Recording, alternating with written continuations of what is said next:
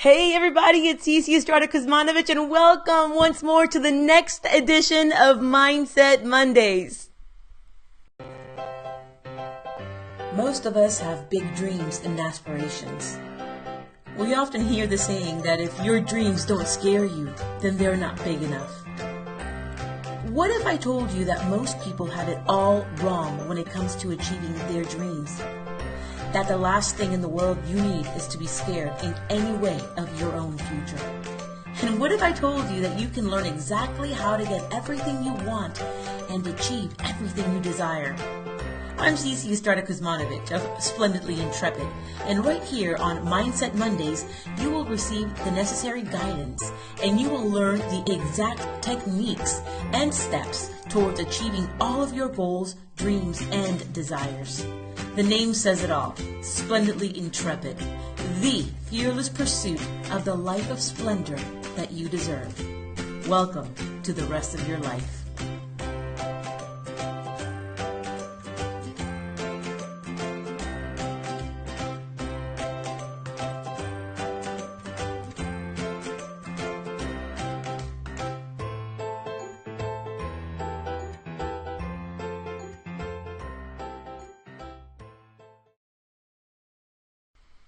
Okay, welcome back everybody. Thank you so much for being here. Again, my name is Cece Estrada Kuzmanovic and welcome to Splendidly Intrepid. So the topic for today is convincing yourself, because once you're convinced, that's when things start rolling for you. That's when things start actually happening for you in your life. But until then, if you are not convinced, and we know that here at Splendidly Intrepid as belief, okay, part of that mindset, right? Belief. Once you are finally inside of a belief and no doubt whatsoever getting in your way, that's when whatever it is you want to be, have, do, whatever it might be, that's when it actually starts to become real, right? Because up until then, it's just a dream, like fairy tales, they're dreams. We don't really believe them, right? So up until the point of belief, anything that you are desiring to be, want, or do, it's just a dream. Not that you really believe it. Disney does such a good job of telling people, or telling all the little kids of the world, you really gotta believe and it'll come true. Folks, that's absolutely on point. We need to go back to our childhood splendor, our childhood fearlessness, because children are naturally splendidly intrepid, right? So, we got away from that as grown-ups. We really got away from that. And as the title says for today's edition, I made reference to the 4-minute mile and breaking your 4-minute mile. Okay, why? What the heck is that, CC? Okay. The 4-minute mile was something that was seemingly impossible for a human to be able to run. Up until, who was it? What was it? Roger Bannister on May 6, 1965. Roger Bannister finally broke the 4-minute mile and ran a 4-minute mile, which was something that was seemingly impossible. For years and years and years and decades and decades and decades, nobody was able to run under 4 minutes. They would get close, it would be, under 5 minutes, they would get to 5:10, 5:05, 5:01, but they never got inside of the 4-minute mark, much less a 4-minute mile, right? So once Roger Bannister did it, it became real and it became possible. Why do I bring up this example? Not so much because Bannister himself broke the 4-minute mile, but because 46 days later, John Landy did it too, because it became real. So all these years had happened, all these years had gone by and nobody ever got anywhere near running a 4-minute mile. But then once Bannister did it, Landy came around and 46 days later, I think he even beat his record. I don't know. Don't quote me on that. But the point being that once it happened, the rest of the humans, the whole 100th monkey, the rest of the humans that were in that same jam finally started to believe that they could do it too. Hey, if Bannister could do it, so could I. And that's exactly what happened. And now it's pretty commonplace among the fast people of the world. All the fast people of the world run inside of 4 minutes all the time. You know? So that cross-apply that to your own life. You know, belief. How many times have you not believed that you could do something, and then it all of a sudden became real, and you decided to try it and you succeeded? You know, I encourage all of you, and I invite all of you to revisit all your dreams and aspirations and think about why you didn't continue that route. Why? What was it? Was it belief? It might be. It might be for a lack of belief. Listen, there is a lot of unrealistic things out there in the world, and the haters of the world, hang on one second. The haters of the world will always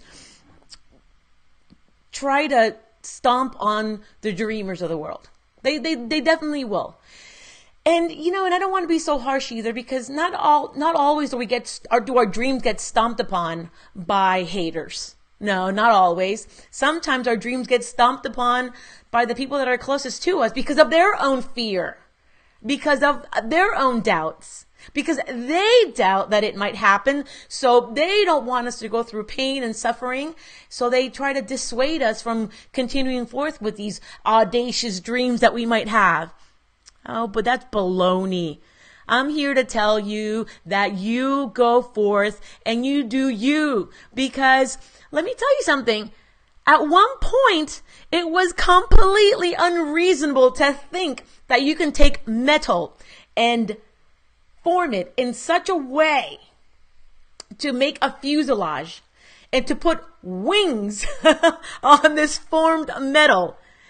And then to put human beings, live, breathing people inside of that metal and make it fly through the air. Yeah, that was completely unreasonable and ludicrous. But it didn't stop the Wright brothers, did it? No. And at some point in humanity, it was also a completely stupid proposition to bring the equivalent of sunlight into a structure, into a building. But that didn't stop Tesla or Thomas Edison from going forth with their ideas, right? Right? And it took a long while, because remember Ben Franklin with the key and the lightning and the storm and the kite? And then that was a long time ago. But humanity, it took a while. But once electricity, the miracle of electricity was born, here we all are. Because somebody was audacious. Because somebody was intrepid.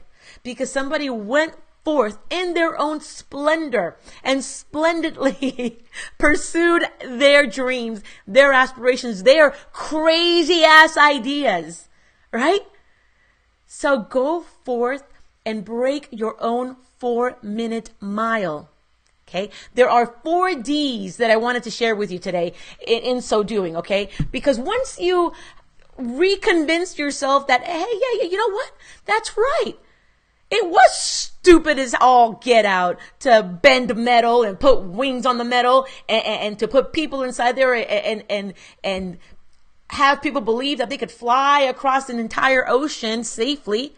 But it happened anyway, despite how ridiculous that sounded. Can you imagine how ridiculous that sounded back then? And scary too? Oh my gosh, I can only imagine what the propaganda was against something like that. But nevertheless, here we are. And it's the safest form of transportation to boot. Okay? So when you remind yourself that, yeah, ludicrous, crazy ass ideas are going around and have gone around and they have changed the world, why not mine? And let me also remind you that somewhere in the world, there's a millionaire sitting on top of a huge pile of cash because he invented or she invented the pool noodle. Okay? The pool noodle. How stupid was that? Stupid crazy. But hey, it just goes to show you that it's not really that stupid. And your ideas are not crazy, so crazy that they don't belong in this world. Okay? And once you remember that, take back your power and declare. Declare. That's the first D. Declare. Declare who you are now. Use present tense.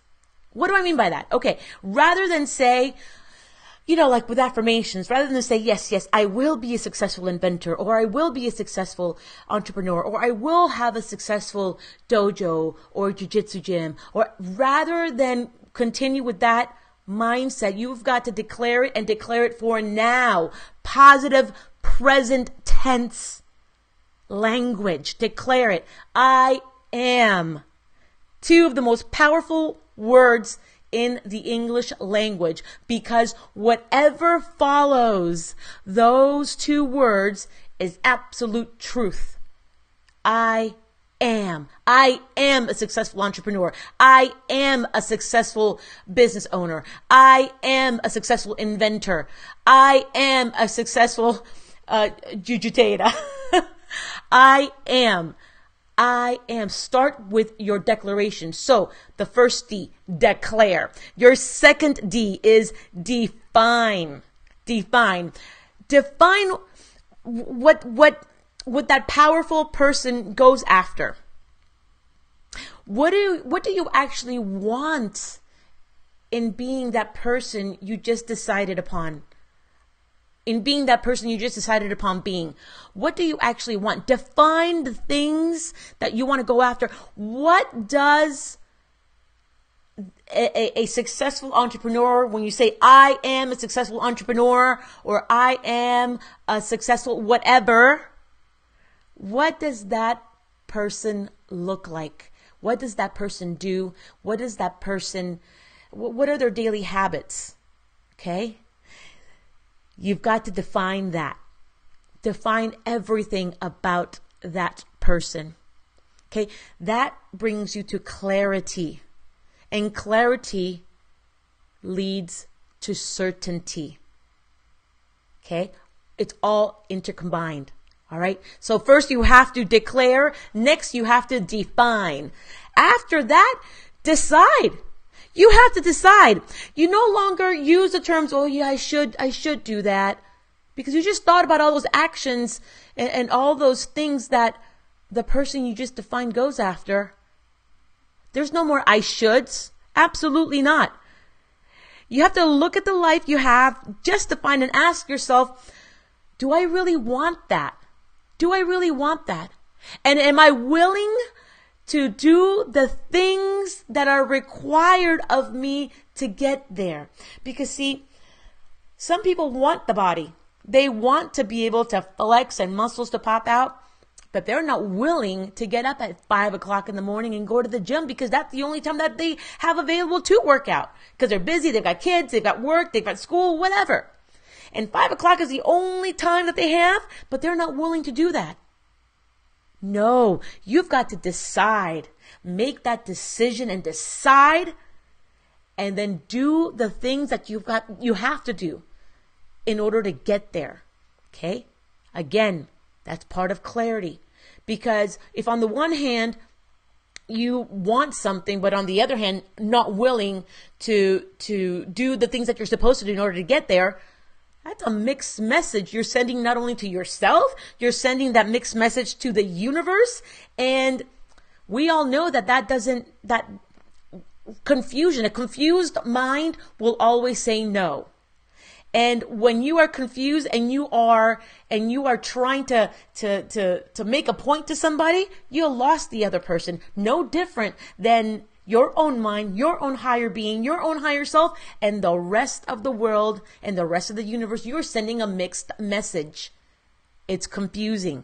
Get clarity. All right. So far we've got declare, define, and decide. And then the last D is determine. Determine.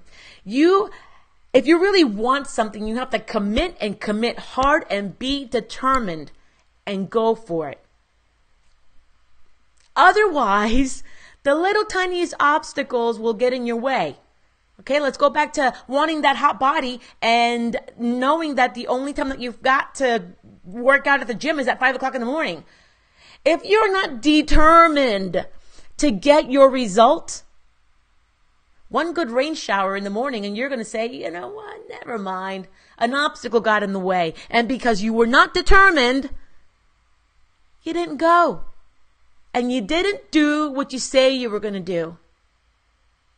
You see how all four of these have to work together, the 4 Ds: declare, define, decide, and determine.